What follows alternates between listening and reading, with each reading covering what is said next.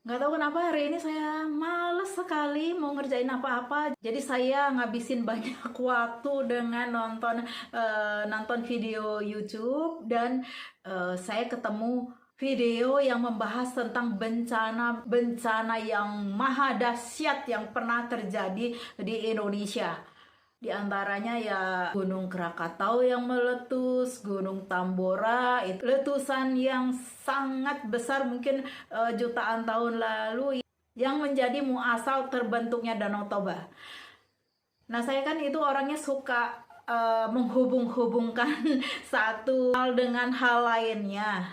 Dan itu jadi mengingatkan saya tentang Gunung Agung di Bali yang hampir meletus di tahun kalau nggak salah 2017 ya. Kenapa saya bilang hampir meletus? Itu karena bisa dibilang mau meletus nggak jadi-jadi. Jadi letusannya itu kecil-kecil tapi berbulan-bulan dan itu bikin capek juga ya. Yang mau saya omongin di sini sebenarnya gimana sikap kita sebagai orang Indonesia, sebagai orang Bali dan pendatang di Bali sama orang bule. Waktu saya ngobrol sama teman saya, ternyata banyak juga yang nggak tahu kalau kita ketemu sama orang bule di Bali waktu liburan misalnya itu nggak semuanya mereka itu turis. Banyak yang memang tinggalnya di Bali. Entah itu 1 bulan, kadang malah sampai 3 bulan, 6 bulan, malah bertahun-tahun. Salah satu alasannya karena mereka menghindari musim dingin di negaranya. Jadi begitu Desember, Januari, Februari pada berbondong-bondong ke Indonesia, misalnya dari Rusia, dari Denmark, dari mana aja lah yang mengalami musim dingin, atau malah mereka memang sudah tinggal di Indonesia ya, entahlah karena punya bisnis di sini atau suami atau istrinya orang setempat. Nah, waktu tahun 2017, waktu Gunung Agung sudah menunjukkan gejala-gejala akan meletus, itu saya kadang-kadang merasa lucu ya, reaksi orang bule yang tinggal di sini yang saya anggap sih berlebihan. Saya bukan mau mengecilkan bencana alam yang terjadi di negara kita, bukan itu maksud saya, tapi saya cuma mau menceritakan aja menurut saya hal-hal yang lucu.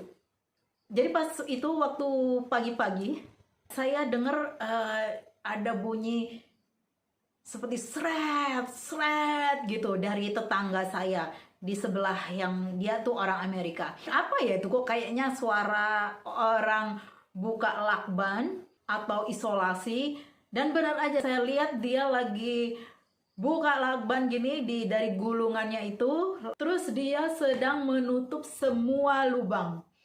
Ventilasi juga ditutup untuk jaga-jaga kalau Gunung Agung meletus dan abunya sampai ke Ubud, itu abunya nggak akan masuk ke rumah karena kan berbahaya buat pernapasan.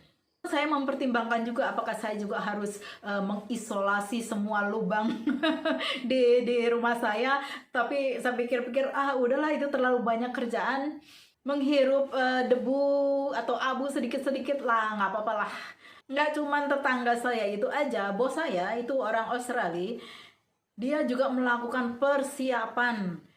Di kantor aja dia minta dikirim air aqua galon sebanyak 20 galon.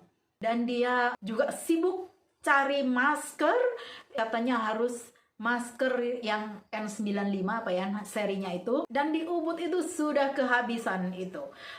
Sampai akhirnya saya disuruh pesan, suruh cari sampai ke Surabaya. Sampai bos saya ini di rumahnya itu dia menyewa tukang untuk memasang plastik ya, plastik yang tebal gitu, apa itu namanya, plastik mika ya, jadi dipotong sekitar ya mungkin 60 cm atau 70 cm, dipotong gitu panjang-panjang gitu, terus dia tuh untuk tutup semua jendelanya itu dari luar dengan tujuan supaya nggak ada abu yang bakal masuk ke rumahnya. Bahkan beli tangki air untuk persiapan, jadi dia isi itu tangkinya itu sampai penuh, dan juga bahan-bahan makanan yang tahan lama. Jadi persiapannya udah kayak mau ada perang nuklir aja. Memang negara kita kan banyak gunung apinya ya. Setahu saya sih ada 400 gunung api dan 150-nya itu aktif. Jadi kita udah terbiasa lah dari kecil untuk mendengar ada gunung meletus di sini atau di sana. Pernah waktu itu kalau nggak salah beberapa tahun yang lalu itu kayaknya setahun itu sampai 3 kali kalau nggak salah ya. Ya jelas takut ada ya. Tapi karena itu kita juga lebih siap mental lah untuk hal-hal seperti itu. Dan waktu itu Bali bener-bener panik gitu. Saya lihat di berita di bandara itu penuh orang-orang antri untuk keluar dari Bali. Dan itu buat Bali sebenarnya sangat merugikan ya. Kalau kita kan misalnya ada gunung yang tiba-tiba jadi aktif, kan kita biasanya melihat di mana letak gunung itu. Kalau ini meletus, laharnya akan sampai kemana dan kira-kira abunya akan berterbangan sampai berapa kilo. Kita punya pengetahuan itulah ya. Jadi saya rasa nggak akan seheboh orang-orang asing yang tinggal di Bali atau turis yang sedang ada di Bali. Dan waktu itu saya ikutan yoga. Saya juga nggak tahu kenapa saya ikutan yoga ya, padahal saya itu nggak pernah sebenarnya yoga di tempat itu, tapi waktu itu iseng aja. Dan kebanyakan pesertanya itu ya orang bule, ada orang Indonesianya termasuk saya, mungkin ada 4 orang gitu. Nah, biasa selesai yoga kan meditasi kita. Guru yoganya nyuruh kita duduk, ambil nafas, pejamkan mata, terus dia bilang gini, hidup itu tidak bisa diduga. Kematian bisa terjadi setiap saat. Bisa saja kita mati besok atau lusa, katanya gitu. Kita sekarang tinggal di atas gunung api. Saya agak heran juga waktu itu, di atas gunung api itu maksudnya apa ya? Karena Gunung Agung itu kan di Karangasem ya. Lumayan jauh lah dari Ubud. Bukannya Bali itu terdiri dari satu gunung, terus kita tinggal di lereng-lerengnya ini yang kalau ini gunung meletus bakal meledak dan semuanya lenyap. Cuman waktu itu guru yoganya itu membuat seakan-akan situasinya tuh seperti itu. Kita katanya di bawah kita ini ada api yang sedang bergejolak, setiap saat akan memuntahkan energi yang sangat dahsyat. Jadi kita harus pasrah, besok kita mati atau mungkin lusa, dan itu harus kita hadapi dan berserah. Lebih kurang gitulah.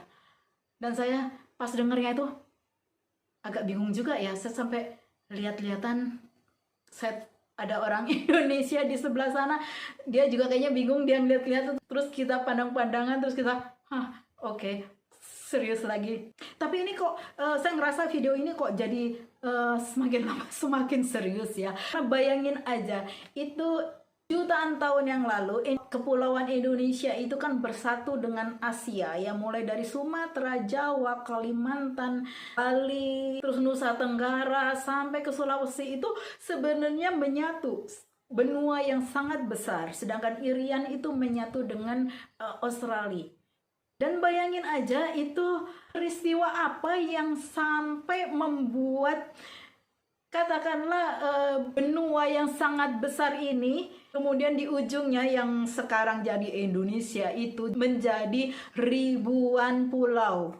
Ribuan pulau besar dan kecil. Itu berapa kali gunung meletus, berapa kali gempa, betapa dahsyatnya itu alam ya. Jadi kadang-kadang ada yang bilang kalau kita melihat alam yang begitu indah, semakin indah itu di baliknya itu ada juga yang namanya bencana. Dan Indonesia tuh sangat indah ya. Kalau kita lihat dari Sumatera, Jawa, Bali, Lombok, Nusa Tenggara sampai ke Maluku itu semuanya penuh dengan gunung api. Memang kondisi kita seperti itu. Dan tanpa sadar kita sejak kecil ya, kita tahu ya sudah seperti itu. Dan saya merasa beruntung Gunung Agungnya itu akhirnya ya mereda. Sekian aja dulu. Sampai jumpa lagi di video selanjutnya.